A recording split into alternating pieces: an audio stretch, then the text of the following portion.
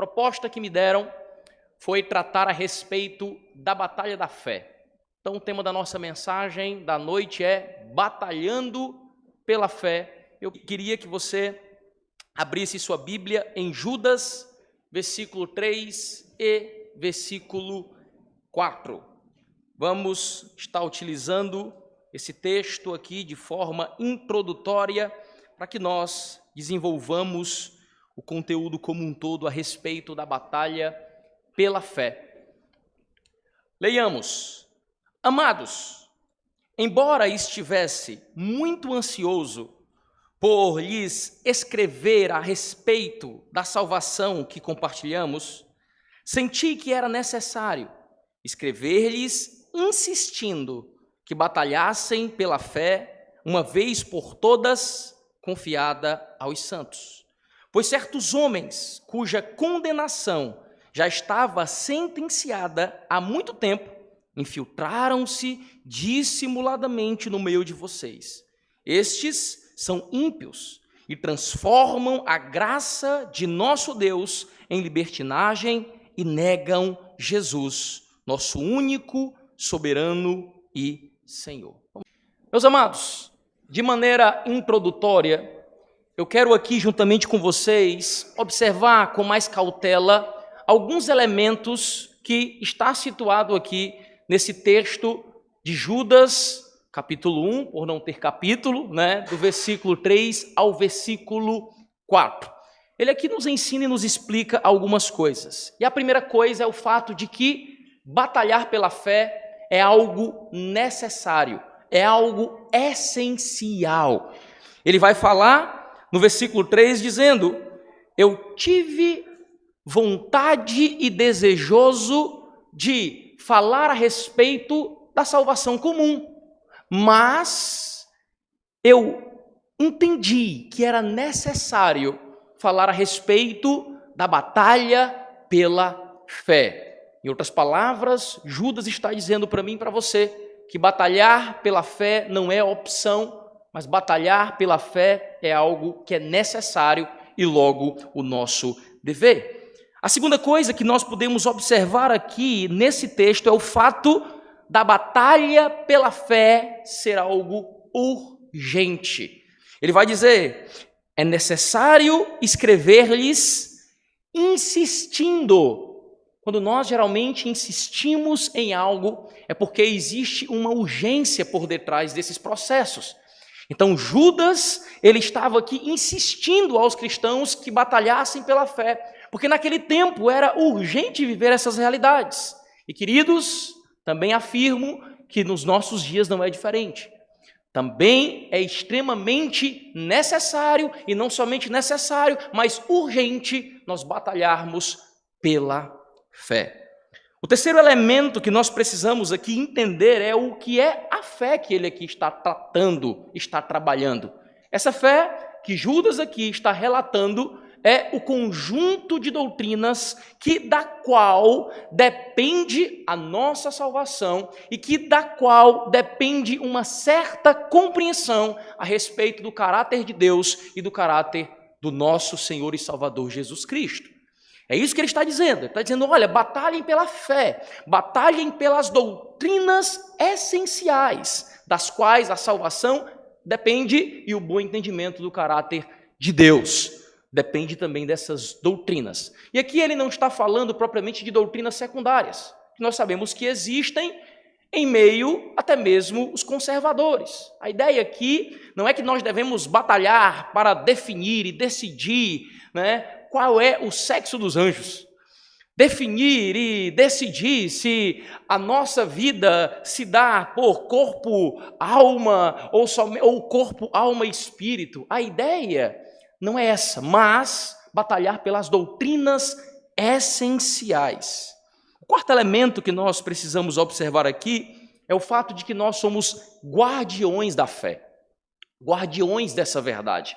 O Senhor confiou a cada um de nós essa mensagem.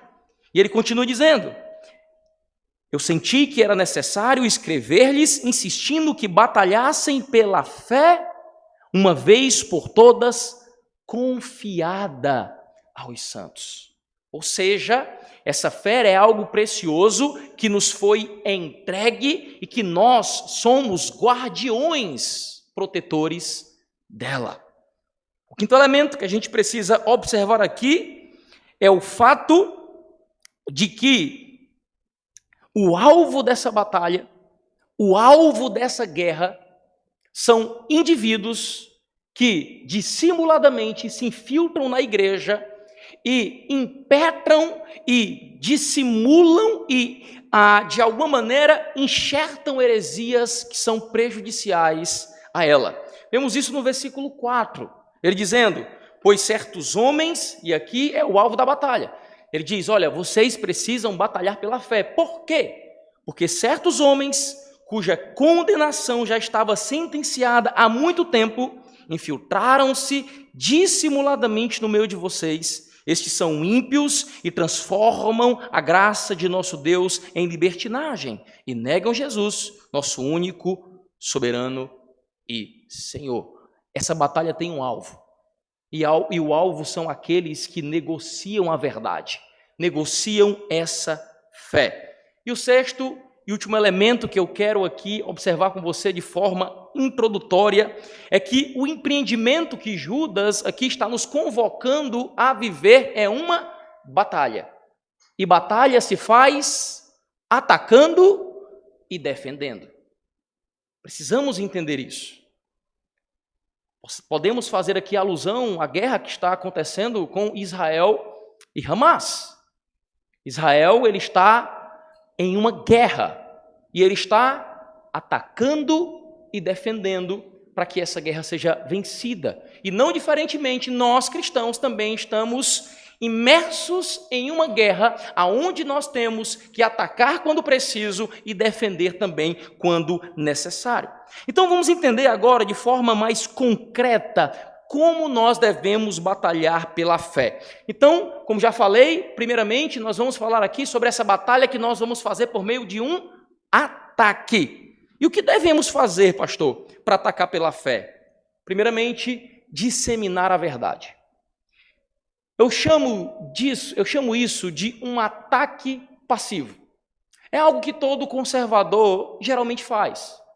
Ele prega a verdade da sua igreja, ele faz alguns vídeos e publica na internet falando a respeito da verdade. Ele cunha documentos, escreve livros. Foi isso também que os reformadores fizeram, os cristãos da igreja primitiva fizeram, os pré-reformadores, os protestantes fundamentalistas. E assim também nós devemos fazer. Nós devemos ser fiéis à verdade nas nossas igrejas e deixar documentos para que a posteridade possa ter acesso e entender realmente quais são as doutrinas verdadeiras e quais são as doutrinas essenciais da fé. Nós recebemos isso. Documentos dos reformadores, dos pré-reformadores, documentos da igreja primitiva, as escrituras estão em nossas mãos e assim também nós devemos deixar esses documentos, que hoje o vídeo, as gravações também são documentos que professam e divulgam a verdade. Por quê? Porque a igreja tem uma característica. E nós vemos essa característica em 1 Timóteo 3,15. Olha o que a Bíblia diz, 1 Timóteo 3,15. O texto diz assim, mas, se eu demorar, saiba como as pessoas devem comportar-se na casa de Deus, que é a igreja do Deus vivo. E o que é essa igreja? Essa igreja é coluna e fundamento da verdade. Coluna é aquilo que é criado, é construído para sustentar algo. E fundamento é algo que é desenvolvido, criado e construído para com que aquilo que é construído sobre ele não venha ruir. Trabalhei durante muito tempo na construção civil. E casa que é feita sem alicerce, as paredes tendem a rachar e, posteriormente, a casa tende a ruir. Então, o fundamento é algo que é feito para com que a estrutura que é colocada sobre esse fundamento não venha se dissolver, não venha se diluir, não venha ruir. Então, a igreja tem essa função de ser o suporte da verdade e fazer com que a verdade ela não venha cair em declínio. Foi isso que Jesus fez. Foi isso que os cristãos da igreja primitiva fizeram. Foi isso que os pré-reformadores, os reformadores, os protestantes fundamentalistas, e é isso também que nós devemos fazer. Contudo, esse ataque que nós somos convocados a fazer não é somente de forma passiva, como aqui já mencionado. Nós também somos convocados a fazer um ataque de forma ativa, e isso requer bastante ousadia. Então, pastor, o que mais nós precisamos fazer para atacar pela fé? Em segundo lugar, nós precisamos confrontar aqueles que disseminam doutrinas heréticas. Jesus fez isso. Vamos ler Mateus capítulo 23, do verso 15 ao verso 22. Olha o que a Bíblia diz. Mateus 23, do 15 ao 22. Ai de vocês, mestres da lei e fariseus, hipócritas, porque percorrem terra e mar para fazer um convertido, e quando conseguem, vocês o tornam 2 vezes mais filhos do inferno do que vocês. Ai de vocês, guias cegos, pois dizem, se alguém jurar pelo santuário, isso nada significa, mas se alguém jurar pelo ouro do santuário, está obrigado por seu juramento. Cegos insensatos, que é mais importante, o ouro ou o santuário que santifica o ouro? Vocês também dizem, se alguém jurar pelo altar, isto nada significa, mas se alguém jurar pela oferta que está sobre o altar, está obrigado por seu juramento. Cegos, que é mais importante, a oferta ou o altar que santifica a oferta? Portanto, aquele que jurar pelo altar, jura por ele e por tudo que está sobre ele. E o que jurar pelo santuário, jura por ele e por aquele que nele habita. E aquele que jurar pelo céu, jura pelo trono de Deus e por aquele que nele se assenta. Em outras palavras, o que é que Jesus está aqui fazendo? Jesus está confrontando diretamente indivíduos que estavam ensinando princípios equivocados da fé, princípios equivocados da verdade. Eu poderia citar aqui inúmeros exemplos de Jesus confrontando os mestres da lei, confrontando os religiosos da época, confrontando os fariseus, confrontando as heresias que eles disseminavam e questionando aquilo que eles estavam ali ensinando. Nós vemos isso, por exemplo, também por parte dos cristãos primitivos. Eles confrontando aqueles que negavam as doutrinas essenciais da fé, e, por exemplo, nós podemos ver aqui um texto em que Paulo faz isso. Atos capítulo 17, do verso 2 ao verso 3, nós vamos ver Paulo tendo aqui essa atitude. Olha o que o texto diz, Atos 17, do 2 ao 3. Segundo o seu costume, ou seja, Paulo fazia isso habitualmente, não foi pontual. Ele corriqueiramente empreendia essa obra. Segundo o seu costume, Paulo foi à sinagoga e por 3 sábados discutiu com eles, com os judeus que estavam ali na sinagoga, que negavam doutrinas essenciais da fé, discutiu com eles com base nas Escrituras. E as Escrituras aqui é o Antigo Testamento. Paulo pegou o Antigo Testamento e provava que o Messias era o Cristo que veio, morreu, ressuscitou e foi assunto aos céus. E ele debatia com esses indivíduos para que a verdade fosse preservada. E o texto continua dizendo, explicando e provando que o Cristo deveria sofrer e ressuscitar dentre os mortos. E dizia, este Jesus que lhes proclamo é o Cristo, é o Messias, é o Senhor. Vocês estão errados. A doutrina que vocês pregam são doutrinas equivocadas e vocês precisam adotar uma nova perspectiva. E vale salientar, queridos, que quando Paulo aqui ia para a sinagoga, ele não ia pregar coisas do senso comum. Ele não ia necessariamente falar coisas próprias do judaísmo, mas não, ele ia confrontar aqueles que se opunham à verdade. Ele ia falar sobre a graça de Deus, sobre o fato de ter tirado ali Moisés e o povo do Egito, das mãos de Faraó, libertado das mãos de Faraó. Não, não era essa a ideia de Paulo. A ideia de Paulo era aproveitar toda a oportunidade que tinha para que aqueles que crescem em um evangelho deturpado pudessem conhecer o evangelho genuíno. Por isso ele debatia com essas pessoas, ele confrontava essas pessoas, e numa perspectiva, obviamente, de amor e de graça. Mas, infelizmente, queridos, não é mais isso que os pastores da atualidade estão fazendo. Até mesmo os pastores conservadores. Eu fico abismado quando eu vejo pastores conservadores em igrejas aonde a teologia do coach predomina, pastores conservadores pregando em igrejas neoliberais, neopentecostais e falando tudo, menos sobre aquilo que de fato eles precisam ouvir, falando coisas do senso comum, de maneira que quem olha de fora tem a sensação de que esses conservadores estão apoiando esses pastores e essas igrejas que disseminam as mentiras e doutrinas que são propriamente heréticas. Infelizmente, queridos, pastores fazem isso porque falta em muito deles a convicção do que nós lemos aqui em Romanos, quando Paulo diz: pois o evangelho é poder de Deus para a salvação de todo aquele que nele crê. Os pastores são cada vez mais políticos. Não vou falar isso. Vai machucar. Não vou falar isso. Eles vão se chatear. Não vou falar isso. Pode ser que eu não seja mais convidado, não seja mais convocado. Mas graças a Deus, que no corredor da história da igreja, Deus levantou homens e mulheres destemidos, intrépidos, para pregar a verdade, independentemente daquilo que pudesse acontecer com eles.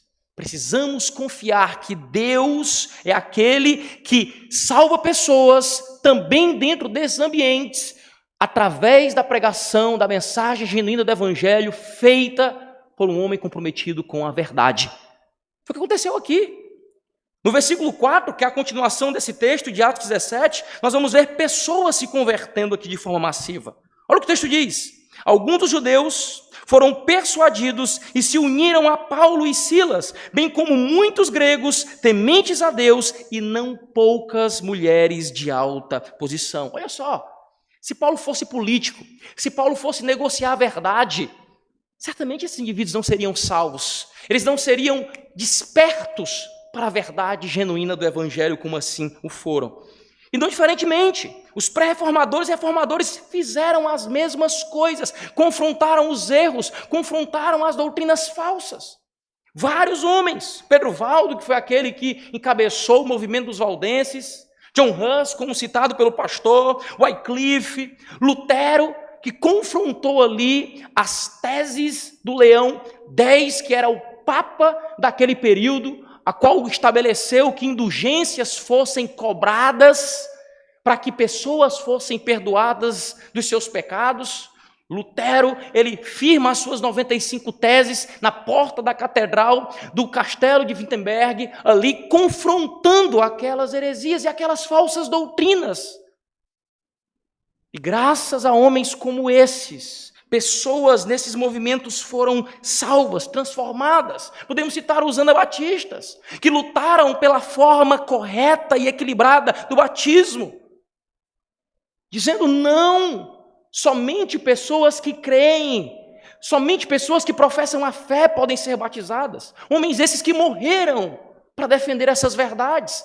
Infelizmente, até mesmo mortos pelas mãos de alguns reformadores que tinham concepções equivocadas, mas estavam ali dispostos a lutar pela verdade, a confrontar os erros doutrinários. Nós somos convidados e convocados pela palavra para batalhar pela fé dessa maneira. Foi isso que os conservadores fundamentalistas, no final do século XIX e início do século XX, também fizeram. Nesse período estava havendo uma grande ascensão do liberalismo. Liberais estavam adentrando as igrejas, influenciando os seminários. E esses homens se levantaram, cunharam um documento chamado de Os Fundamentos, onde confrontava as heresias dos liberais daquela época. É necessário confrontar os que creem em coisas equivocadas, em doutrinas falsas. Foi assim também que, pela graça de Deus, eu consegui influenciar alguns neoliberais e alguns neopentecostais na minha trajetória de vida. Uma das minhas primeiras igrejas foi a igreja neopentecostal. O negócio era sério. A gente via bola de fogo, um anjo descendo, subindo. Eu saí de lá porque a pastora disse que existia um demônio que morava dentro da igreja, o nome do demônio era Capa Preta. Eu falei, não é possível, tem que sair dessa igreja. Está aqui orando, buscando a Deus, quase todo dia na semana tem um demônio morando aqui dentro. Vamos embora daqui. E por consequência disso, o Senhor me deu a graça de ter abertura em algumas igrejas também neopentecostais. Em algumas igrejas também neoliberais. E eu fui convidado para pregar em algumas dessas igrejas. Só que o que eles não sabiam é que eu já tinha conhecido a fé genuína, a fé reformada. Eu já era conservador. E eu fui para algumas dessas igrejas pregar. Dentre as quais, um amigo meu, que era neopentecostal e pastor dessa igreja, me chamava corriqueiramente para estar pregando a palavra. E adivinha o que eu pregava? Tudo menos aquilo que eles acreditavam. Eu pregava aquilo que eles precisavam saber, aquilo que eles precisavam entender. Eu confrontava as doutrinas heréticas que eles ali disseminavam. E graças ao nosso bom Deus, mais de 90% dos membros daquela igreja se voltaram para o conservadorismo. A igreja tinha entre 55 a 60 membros. Somente 2 ficaram e a igreja se dissolveu. Por graça do nosso bom Deus, o pastor dessa igreja neopentecostal hoje é meu pastor auxiliar na igreja a qual eu pastorei. Por quê? Porque aqueles que são da verdade se dobram para a verdade independentemente do ambiente a qual eles estejam. E se nós queremos batalhar pela verdade, nós temos que de fato confrontar aqueles que creem de forma equivocada. Eu falo isso, queridos, não pelo fato de que devemos fazer essas coisas com um espírito de superioridade. Essa não é a ideia. Não é para que você chegue para pessoas que creem o que é errado e vomite o seu conhecimento teológico em relação ao pouco conhecimento que elas têm. A ideia não é essa. Mas é fazer tudo isso com um espírito humilde e com o objetivo de alcançar essas pessoas para Jesus. É isso que nós somos instruídos a fazer em 2 Timóteo, capítulo 2, do versículo 23 ao versículo 26. Olha o que a Bíblia diz. 2 Timóteo 2, do 23 ao 26. O texto diz assim: evite as controvérsias tolas e fúteis, pois você sabe que acabam em brigas. Ao servo do Senhor não convém brigar, mas sim ser amável para com todos, apto para ensinar e paciente. Deve corrigir com mansidão os que se lhe opõem. É com amor, é com graça. A ideia não é vomitar aqui aquilo que a gente sabe como verdade, mas é de fato defender a fé, confrontando aqueles que creem de forma equivocada com amor. Deve corrigir com mansidão os que se lhe opõem, na esperança de que Deus lhes conceda o arrependimento, levando-os ao conhecimento da verdade, para que assim voltem à sobriedade e escapem da armadilha do diabo que os aprisionou para fazerem a sua vontade. Espírito amável. Temos que confrontar, mas não com arrogância. Porém, a gente precisa ter cuidado com os extremos. Porque tem pessoas que confrontam, mas quando confrontam com altivez, com arrogância e prepotência. Porém, tem outras que acreditam que qualquer confronto que seja é prepotência, altivez e por isso não confrontam ninguém. Nós temos que ter cuidado. Por quê? Porque de maneira alguma nós devemos nos omitir da missão de calar aqueles que disseminam heresias que são destruidoras para aqueles que as ouvem. É o que Paulo diz para Tito, no capítulo 1 e no versículo 9 ao 11 de Tito. Olha que Paulo aqui nos instrui, assim como instruiu a Tito. O que ele diz? E apegue-se firmemente à mensagem fiel. Em outras palavras, Paulo está dizendo, olha Tito, se debruce na verdade. Se apegue à verdade, estude a verdade, conheça a verdade. E ele vai dizer por quê. Verdade essa da maneira como foi ensinada, para que você seja capaz de encorajar os outros pela sã doutrina e de refutar aqueles que se opõem a ela. Pois há muitos insubordinados que não passam de faladores e enganadores, especialmente os do grupo da circuncisão. É necessário, não é opção, é dever, é preciso, é necessário que eles sejam silenciados. Em outras traduções, é necessário que eles sejam calados, pois estão arruinando famílias inteiras, ensinando coisas que não devem e tudo por torpe ganância. Precisamos confrontar os hereges. Precisamos confrontar aqueles que creem em doutrinas que negam a fé. E como disse, essa obra de batalha pela fé é feita atacando, mas também é feita defendendo. E nós também precisamos defender pela fé. E o que nós devemos fazer, pastor, para defender pela fé? Em primeiro lugar, observar quem está adentrando as nossas igrejas. Temos que ter muito, mas muito cuidado em relação a isso, porque muitas igrejas, por terem a ambição de volume, estão aceitando qualquer pessoa, vivendo qualquer vida, crendo em qualquer coisa. E isso é algo extremamente prejudicial para a fé. Por isso temos que ter cuidado. Quem nós vamos receber em nossas igrejas? Mateus, capítulo 7, verso 15 e 16. O próprio Jesus nos adverte a respeito disso. Mateus 7, do 15 ao 16. O texto diz assim: cuidado com os falsos profetas. Cuidado. Porque eles vêm a vocês vestidos de peles de ovelhas, mas por dentro são lobos devoradores. Vocês os reconhecerão por seus frutos. Pode alguém colher uvas de um espinheiro ou figos de ervas daninhas? É uma pergunta retórica que pressupõe a resposta não, não pode. Temos que ter cuidado. Tem que haver um crivo. Se alguém vier de algum outro movimento, ele precisa ser avaliado. O que é que você crê? Porque caso contrário, queridos, esse indivíduo pode ser uma grande influência negativa, doutrinariamente falando e moralmente falando para a igreja. Na nossa igreja a gente tem bastante cuidado. A minha sogra, para se tornar membro da minha igreja, ela passou 1 ano. Mas também é sogra, né? Estou brincando.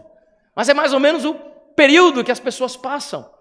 Principalmente quando tem conceitos e concepções erradas, teologicamente falando. Ela veio do movimento neopentecostal. Ela passou por um estudo, nós avaliamos ali o que ela de fato estava crendo, se ela concordava de verdade, se ela tinha convicções bíblicas de verdade, até que ela fosse deveras aceita. Tem que ter cuidado, queridos. A igreja é um ambiente santo. O que mais, pastor, nós devemos fazer para defender a fé? Em segundo lugar, nós precisamos praticar de forma correta, segundo as Escrituras, a disciplina eclesiástica. A disciplina eclesiástica foi algo que o próprio Jesus estabeleceu em Mateus 18 e que nós vemos em todas as Escrituras, sendo instruída a ser feito para que a igreja seja preservada. Sabe por quê? Porque uma igreja que vive em decadência moral, ela tende a negar doutrinas e princípios. Paulo fala para Timóteo: Timóteo, meu querido, haverá um tempo em que as pessoas não suportarão a sã doutrina. como tendo comichão nos ouvidos, elas amontoarão para si líderes que falem coisas segundo as suas concupiscências e seus caprichos. Sabe quando isso acontece numa igreja? Foi o que aconteceu nas igrejas conservadoras da Europa. Pessoas iam entrando, iam vivendo uma vida de decadência moral dentro da igreja, elas eram deixadas viver à vontade dentro dessa perspectiva de vida que elas tinham, ninguém tratava, elas influenciavam outras a também viver uma vida de decadência moral, e não somente isso, elas estavam cada vez mais avolumadas dentro daquele ambiente, de maneira que eles eram a maioria. E nós bem sabemos que quando uma igreja tem uma maioria em decadência, o pastor que vai liderar ela, que vai dirigir ela, certamente vai ser um pastor que fale coisas segundo a sua vontade. Foi o que Paulo falou lá para Timóteo. E foi isso que aconteceu. É exatamente por isso que majoritariamente as igrejas da Europa, ambiente esse que foi berço da reforma, hoje são bares, boates e motéis. Por quê? Porque o liberalismo adentrou as mesmas e os pastores não tiveram cuidado para tratar e disciplinar aqueles que se desvirtuavam da fé. Logo, eles tomaram fôlego, adotaram o poder da igreja, tiraram os pastores bíblicos e fundamentalistas e colocaram no lugar pastores que falavam coisas que eram agradáveis aos seus ouvidos. Não diferentemente, tem muitas igrejas no Brasil também dessa maneira. Igrejas históricas que eram conservadoras, bíblicas, mas que agora estão sendo pastoreadas por pastores liberais que dizem que a Bíblia precisa ser readaptada e que negam inúmeros princípios elementares da fé genuína. Por isso, meus irmãos, nós temos que aplicar as disciplinas eclesiásticas da maneira correta. E hoje, infelizmente, por pouquíssimas igrejas estarem vivendo esses fatos, quem aplica a disciplina eclesiástica é visto como radical e legalista. 1 Coríntios, capítulo 5, do verso 1 ao 13, eu quero ler com vocês um texto de forma bem breve para explicar a respeito desses aspectos. 1 Coríntios, capítulo 5, do 1 ao 13. O texto diz assim: por toda parte se ouve que há imoralidade entre vocês, imoralidade que não ocorre nem entre os pagãos, a ponto de alguém de vocês possuir a mulher de seu pai. Ou seja, o indivíduo ali estava se relacionando com a madrasta dele. E estava na igreja, era membro da igreja. E Paulo diz: e vocês estão orgulhosos com isso. Estão de boa, tranquilo com essa situação. Não deviam, porém, estar cheios de tristeza e expulsar da comunhão aquele que fez isso? Apesar de eu não estar presente fisicamente, estou com vocês em espírito. E já condenei aquele que fez isso, como se estivesse presente. Quando vocês estiverem reunidos em meu nome, ou melhor, em nome de nosso Senhor Jesus Cristo, estando eu com vocês em espírito, estando presente também o poder de nosso Senhor Jesus Cristo, entreguem esse homem a Satanás, para que o corpo seja destruído e o seu espírito seja salvo no dia do Senhor. O orgulho de vocês não é bom. Vocês não sabem que um pouco de fermento faz toda a massa ficar fermentada? Em outras palavras, vocês não sabem que imorais dentro da igreja afetam negativamente a igreja? Ele continua: livrem-se do fermento velho, para que sejam massa nova e sem fermento, como realmente são.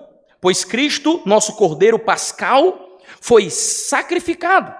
Por isso, celebremos a festa, não com o fermento velho, nem com o fermento da maldade e da perversidade, mas com os pães asmos, sem fermento da sinceridade e da verdade. Já lhes disse por carta que vocês não devem associar-se com pessoas imorais. Com isso não me refiro aos imorais desse mundo, nem aos avarentos, ou os ladrões, ou os idólatras. Se assim fosse, vocês precisariam sair desse mundo. Mas agora estou lhes escrevendo que vocês não devem associar-se com qualquer que, dizendo-se irmão, dizendo-se crente, dizendo-se servo do Senhor, seja imoral, avarento, idólatra, caluniador, alcoólatra ou ladrão. Com tais pessoas vocês não devem sequer comer. Pois, como haveria eu de julgar os de fora da igreja? Não devem vocês julgar os que estão de dentro, os que estão dentro, os que são da igreja? Ou seja, Paulo aqui traz a responsabilidade para a igreja, dizendo, vocês devem julgar as pessoas de dentro. E o texto continua, Deus julga os de fora, porém, expulsem esse perverso do meio de vocês. Pessoas que estão em nossas igrejas, que vivem uma vida de decadência moral e decadência teológica, precisam ser disciplinadas, advertidas, chamadas para conversa. Os passos de Mateus 18 precisam ser aplicados, e se elas continuarem impenitentes, elas devem ser arrancadas do nosso meio. Tragicamente, eu vi alguns pastores, inclusive conservadores, comentando a respeito desse texto, dizendo, não, essa expulsão aqui que nós devemos fazer é somente do rol de membros da igreja. Eles podem vir para a igreja, podem ainda participar da comunhão em alguma proporção, não pode mais fazer parte de ministérios, mas precisam ser cortados do rol de membro. Queridos, Paulo está dizendo que esses indivíduos que vivem essas realidades precisam ser arrancados da igreja, tirados. A palavra original no grego tem esse sentido, tirar e lançar fora, expurgar, expulsem do meio de vocês. Fazendo isso, nós estaremos defendendo a fé, não deixando as nossas igrejas nas mãos de pessoas que não têm compromisso com a verdade. Mas, pastor, o que mais nós devemos fazer para defender a fé? E em terceiro e último lugar, nós precisamos nos separar daqueles que se opõem a ela. Todo aquele que nega Cristo, não somente de palavras, mas também com as suas obras, que se professam irmãos, precisam ser alvos da nossa separação. Todos aqueles que propagam mentiras, propagam heresias, precisam ser alvos da nossa separação. E hoje, tragicamente, o conservadorismo está abraçando vários pastores, vários indivíduos que disseminam heresias das mais graves, e tudo bem por isso. Mas não é isso que as Escrituras nos ensinam. A Bíblia diz que nós devemos nos separar, deixar de nos envolver em qualquer nível de relação que seja, com esses que trazem agravos à fé. Olha como a fé é importante. Vamos ver um texto, eu quero ler esse texto na ACF com vocês. Romanos 16, 17. Perceba como o separatismo bíblico é necessário. Romanos 16, 17 diz assim, e rogo-vos, irmãos, que noteis, que vocês observem os que promovem dissensões e escândalos contra a doutrina. Avalie, na sua igreja, quem é que está promovendo escândalo à doutrina. Pessoas que você conhece, que levantam a bandeira do evangelho, mas que negam Jesus com as suas obras. Notem esses indivíduos. Certa feita, eu me separei de um amigo meu de infância. Ele dizia ser cristão. Nas redes sociais dele, ele publicava no domingo cultuando a Deus e na semana vivendo uma vida de profunda devassidão e promiscuidade. Se relacionando com diversas mulheres, sem ser casado, vivendo uma vida realmente de profanidade profunda. E ele foi alvo da minha separação. Porque a Bíblia manda fazer isso. As Escrituras. Eu fui lá, exortei uma, exortei duas. E, infelizmente, tive por um tempo que me afastar dele. Até ele, de fato, se arrepender dos seus pecados. Olha o que a Bíblia diz aqui. Notem os que promovem dissensões e escândalos contra a doutrina que aprendestes. E faça o quê? Desvie deles. Se desvie deles. Não se associe com eles. E essa separação, queridos, deve ser vivida tanto para os que se desviam teologicamente, quanto para os que se desviam moralmente. Temos que nos separar. 2 Tessalonicenses 3,6, também vemos isso de forma bem clara. 2 Tessalonicenses 3,6 diz assim: irmãos, em nome do nosso Senhor Jesus Cristo, nós lhes ordenamos, se afastem de todo irmão que vive ociosamente, em outras traduções, desordenadamente, e não conforme a tradição que receberam de nós. Se afaste. E essa separação, meus irmãos, deve ser completa. Não é só da vida de igreja. Porque tem pessoas que têm essa concepção. Foi excluído da igreja porque viveu uma vida de promiscuidade, de devassidão, impenitente, sem se arrepender, e no final de semana está na casa dos irmãos comendo churrasco. E os irmãos estão lá abraçando ele e, de alguma maneira, sendo conivente com aquilo que eles estão vivendo e fazendo. Essa separação deve ser completa. Olha o que João diz em 2 João, capítulo 1, do verso 10 ao verso 11. Eu estou trazendo muito texto para vocês, queridos, porque essa é uma doutrina que hoje soa como radical. E se eu estivesse utilizando só minhas palavras aqui, vocês certamente poderiam dizer: rapaz, eu acho que não é bem assim não. Por isso a preocupação em trazer tanto texto, para dizer, a Bíblia é exaustiva para falar a respeito disso. Olha o que João diz, 2 João 1, do verso 10 ao 11. A Bíblia diz: se alguém chegar a vocês e não trouxer esse ensino, e esse ensino ali que João está tratando é o ensino da divindade de Cristo, do senhorio de Cristo, e isso pode ser negado tanto verbalmente quanto negado por obras. Se alguém vier até vocês e não trouxer esse ensino, não receba em casa e nem o saúdem, nem cumprimente. Isso é sério. Pessoas que causam ranhuras à fé, ao genuíno evangelho, elas não devem ser nem cumprimentadas.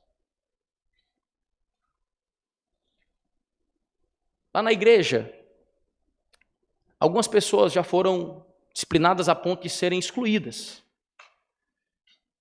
E teve uma que a mãe era membro da igreja e ela foi excluída, a filha foi excluída, e ela quis vir com o namorado dela, indivíduo qual foi também aquele que estava vivenciando uma realidade a qual culminou na exclusão dela. Ele era descrente, ela era da igreja, estavam vivendo imersos em uma vida de devassidão, promiscuidade, prostituição.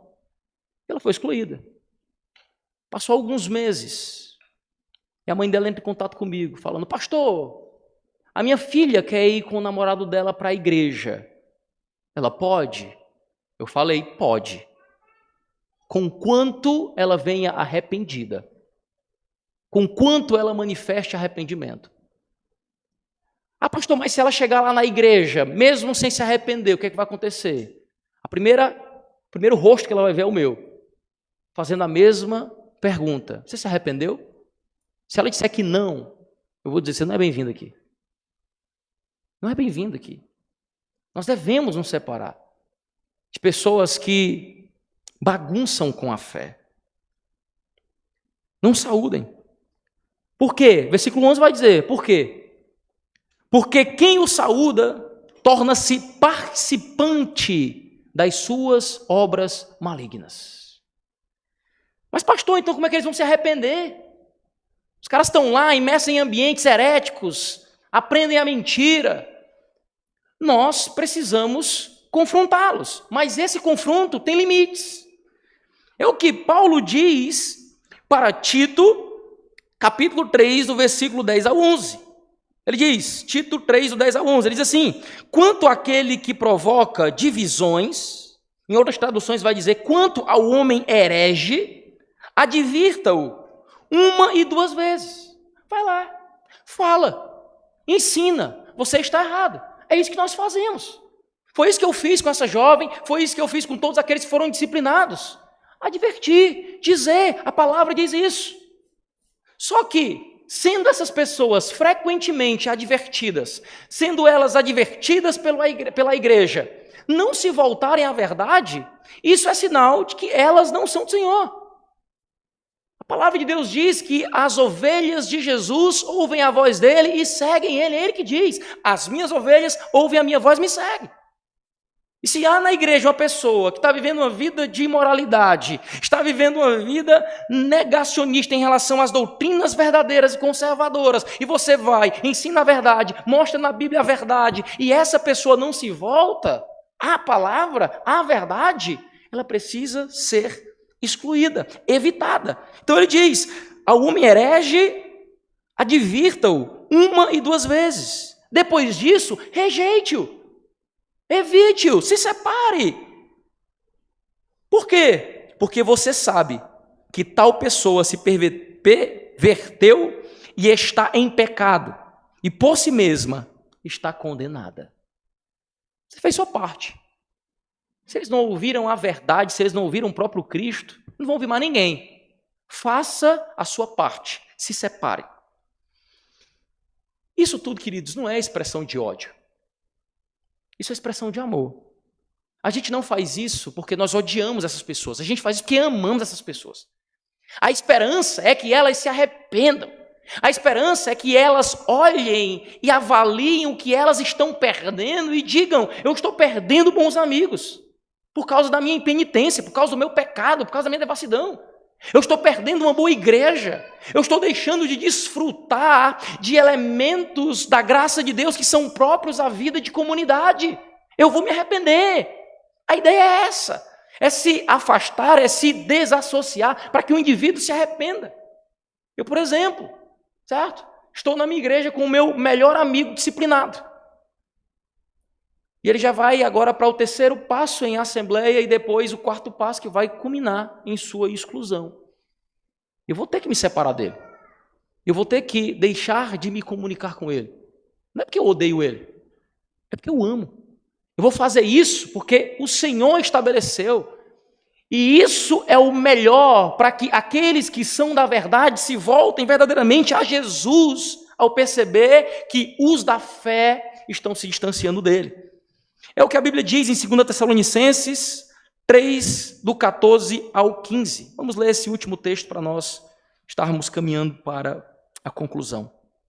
2 Tessalonicenses 3, do 14 ao 15, a Bíblia diz assim: se alguém não obedecer a nossa palavra por esta carta, ou seja, se alguém não obedecer aquilo que nós estamos ensinando, marquem-no. Observa o indivíduo, certo? Veja se ele está vivendo ou não. Se não está, marquem-no. E não se associem com ele, para que se sinta envergonhado. A ideia não é desprezar, a ideia não é humilhar, a ideia não é dizer eu sou melhor do que ele, a ideia é para que ele se envergonhe do que ele está fazendo. Isso não é uma obra de ódio, mas de amor em favor do outro. E versículo 15 continua dizendo: contudo, não o considerem como inimigo, mas chamem a atenção dele como irmão. A disciplina é uma obra de amor, o separatismo é uma obra de amor, e aqueles que são da verdade, por meio de cristãos genuínos, praticarem a verdade, se dobrarão ao Senhor Jesus e se arrependerão dos seus pecados. Essas atitudes foram tomadas pelos cristãos da igreja primitiva, pelos pré-reformadores, pelos reformadores. Calvino, por exemplo, ele se separa de Servetus, quando Servetus ali diz que a trindade não era real. Negou uma doutrina essencial. Eles trocavam cartas, eles trocavam correspondências. Depois que Servetus afirma isso, Calvino se separa por completo, porque os reformadores também entendiam a importância do separatismo. Os conservadores fundamentalistas também, do final do século XIX, início do século XX, eram separatistas. Separaram de todos aqueles teólogos liberais que estavam se infiltrando nos seminários e nas igrejas. Eles não se comunicavam, eles não se relacionavam com eles em nenhum nível. E assim também deve ser nós. Para que nós batalhemos pela verdade como as Escrituras nos ensinam. De fato, meus irmãos, não é fácil viver todas essas realidades. É difícil. Principalmente quando a gente está imerso em uma realidade onde muitas igrejas conservadoras estão negando esses princípios. Então, muitas vezes, a sensação é de que nós somos o patinho feio da história. É só eu que faço isso. Mas quando você se sentir assim, fazendo isso, não se preocupe. Foi assim que os cristãos da igreja primitiva se sentiram quando estavam vivendo isso. Foi assim que os pré-reformadores se sentiram quando estavam vivendo isso. Eles foram mortos por isso. Foi o que os reformadores sentiram. Parece que é só nós. Olha a multidão de pessoas que negam essas verdades. Mas permaneçam fiéis, batalhando pela fé. Porque se nós quisermos verdadeiramente ser os remanescentes que ainda não batalham pela fé, nós temos que ter a mesma disposição que nosso Jesus teve, que os pré-reformadores, os reformadores, os fundamentalistas tiveram. Nós temos que ter essa mesma ousadia que eles empreenderam para que hoje, eu e você, tivéssemos acesso a essas verdades como assim a temos. Por isso, meus irmãos, que o soberano Deus possa nos conceder tamanha disposição e coragem para batalhar de maneira bíblica pela fé, em nome de Jesus. Amém.